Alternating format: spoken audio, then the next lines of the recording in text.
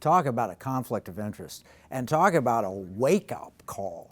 I mean, I thought that we owed them money, but what you're really saying is it's a fraction of what we have actually invested in them, and the money that's flown from American patriotic investors and gone into the Chinese communist nation.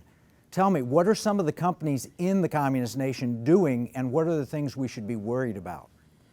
Well, I mean, among the companies that we've identified through our very extensive research on this challenge have been known proliferators. This is on China's front in terms of national security abusers. They have PLA companies. They have advanced weapons manufacturers. They have known hackers. They have the companies that are building and militarizing the illegal islands in the South China Sea. These are the companies that are helping keep North Korea a going concern and its advanced weapon systems as well.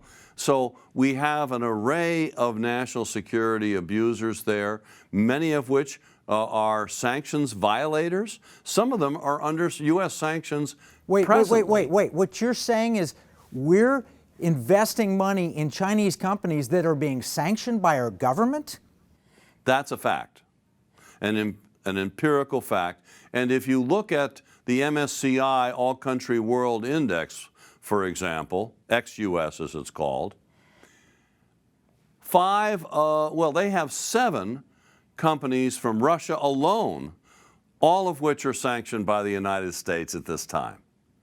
7 out of 11 are under U.S. sanctions. In the case of China, you've got companies like Hikvision that are on the entity list, the so-called blacklist of the Commerce Department. You have China Mobile that is barred from any procurement by U.S. government officials because of national security concerns. You have ZTE, who, like Huawei, is practically a household name as a serial bad actor and proliferator to Iran, North Korea, and elsewhere. With our technology and our equipment, this is just the beginning. You have CCCC, one of the biggest Chinese construction and communications companies that were responsible for building the islands on the South China Sea.